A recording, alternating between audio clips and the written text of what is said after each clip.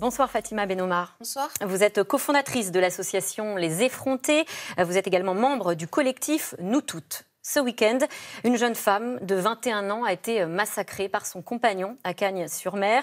Hier, c'est une vieille dame qui a été tuée par son mari. C'est la 101e victime de féminicide de l'année. Fatima Benomar, vous avez signé ce matin une tribune pour dénoncer un système défaillant. Est-ce que ce Grenelle qui vient de débuter aujourd'hui, c'est enfin l'occasion de faire bouger les choses ? C'est vrai qu'on était un peu surprise qu'on nous annonce un Grenelle qui allait encore nous mettre un agenda de 3 mois pour discuter de solutions qu'on a depuis 10 ans. Et on avait déjà, avant l'été, demandé des mesures d'urgence parce que les associations sont assez unanimes sur ce qu'il faut faire. Elles se retrouvent chaque année, en fait, pour discuter de ça. C'est tout simplement, il faut en fait tout de suite lancer les chantiers de la formation des professionnels, des agents de police, de la santé. Parce que la plupart des femmes victimes, en fait, elles vont plutôt atterrir dans un hôpital que dans un commissariat. Elles sont plutôt intimidées par la police. Mais parfois encore, à l'hôpital, il y a une femme avec une trace de main sur le visage et on la laisse repartir parce qu'elle a dit qu'elle s'est cognée contre un placard. C'est vraiment tout un chantier qu'il faut lancer tout de suite avec des mesures qu'on connaît déjà. Et le Premier ministre les a annoncées en partie. Enfin, on en a annoncé quelques-unes. Vous allez nous dire si elles vont dans le bon sens. Je vous en cite quelques-unes. Il y en a une dizaine. En voici 4 qu'on a sélectionnées. 1000 nouvelles places d'hébergement d'urgence qui seront géolocalisées en temps réel. La suspension possible de l'autorité parentale. Imposer les bracelets électroniques anti-rapprochement avant même une condamnation. Et puis nommer des procureurs référents dans les tribunaux. Ce sont quand même des avancées. Alors, ce qui est étrange, c'est que pendant son allocution, le Premier ministre donne comme exemple l'Espagne et en même temps, il finit par ces mots « Écoutez, les féministes qui demandent 1 milliard, pour moi, ce n'est pas une question de chiffres ou de moyens. » Sauf qu'il s'agit là de changer les mentalités de 60 millions de personnes. Et l'Espagne a engagé des millions, voire 1 milliard contre les violences faites aux femmes. Et ça a fonctionné, effectivement. Les féminicides sont fortement en baisse depuis 5 ans. Ils ont été divisés par 2, c'est vraiment pas rien. Et quand il annonce 1000 places d'hébergement, alors que nous, on en demandait 2200, c'est pas un chiffre qui est là par hasard. C'est un chiffre auquel la France est engagée. La France a ratifié quelque chose qui s'appelle la Convention d'Istanbul. C'est le Conseil de l'Europe qui a évalué par nombre d'habitants combien il faudrait au minimum de places d'hébergement d'urgence. Vous dites qu'en fait, on y est contraint ? Mais pourquoi, en fait, ils nous forcent à marchander, en fait, qu'ils nous lâchent ce qu'on demande? On est quand même... Enfin, je peux vous dire que les associations féministes, elles remplissent carrément une mission de service public, parce que toutes les défaillances de l'État, on les retrouve... C'est nous qui les prenons en charge. Oui, vous hébergez ces femmes quand elles sont dans le plus grand dénuement ou en grande détresse, et ce genre de choses.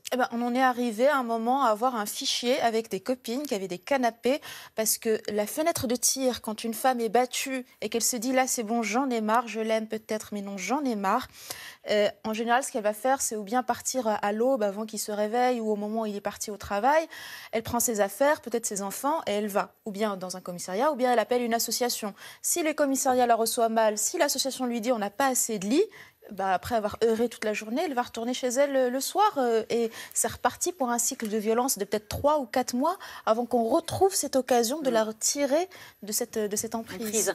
Alors, parmi les pistes à davantage généraliser, il y a les téléphones grave danger dont a également parlé le Premier ministre. Ce sont des téléphones qui permettent avec un seul bouton d'alerter tout de suite la police qui est censée intervenir dans les quelques minutes qui suivent.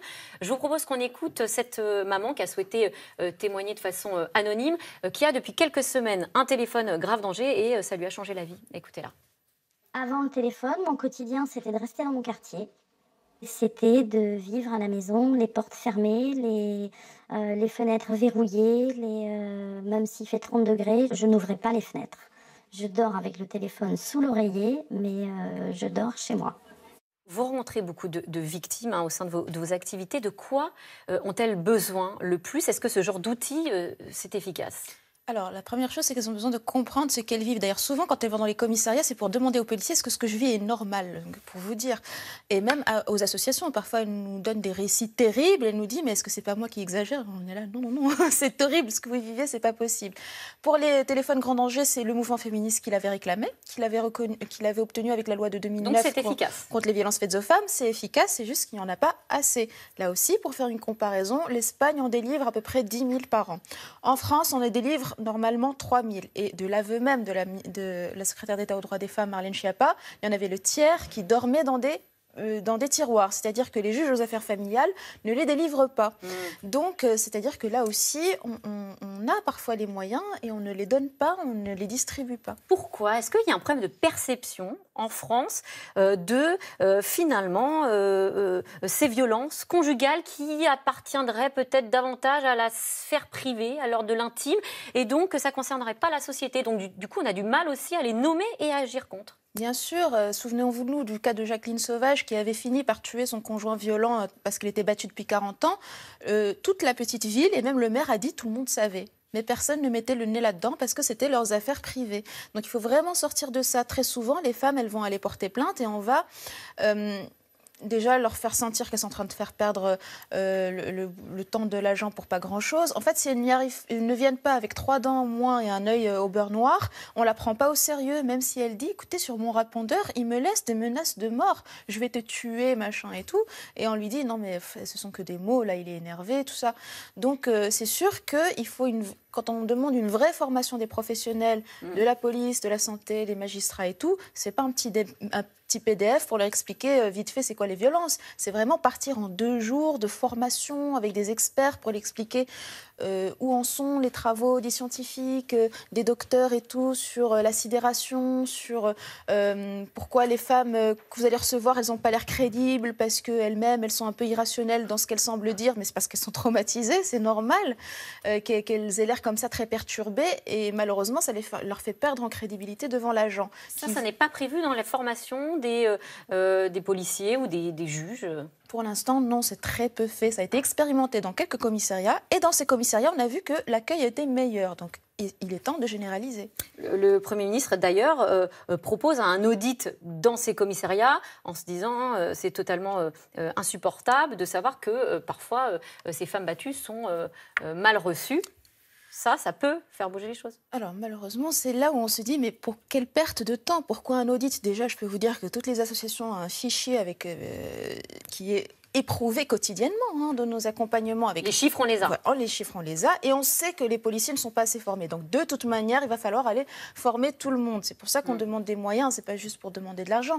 C'est parce qu'il s'agit, pour nous, il faut un plan Marshall pour changer toute la société. Et c'est sûr que ça ne se fera pas avec 3 sous.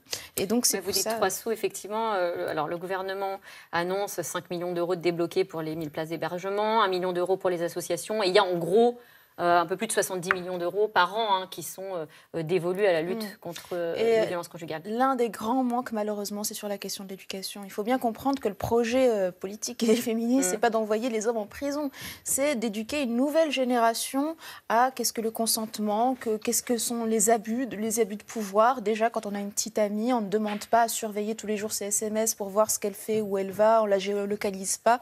Donc tout ça, ce sont des comportements qu'il faut remettre en cause en profondeur. Donc ça veut dire en amont proposer peut-être dans les écoles ou dans les collèges, les lycées, des formations? Dans les collèges, il y a des brevets sur la sécurité routière. Pourquoi il n'y aurait pas des brevets systématiques et obligatoires sur la non-violence pour expliquer quels sont les comportements qui sont inacceptables, même quand on est amoureux, même quand c'est passionnel, même quand ce que vous voulez, qu'est-ce qui est de l'ordre de l'emprise, qu'est-ce que le consentement ou pas.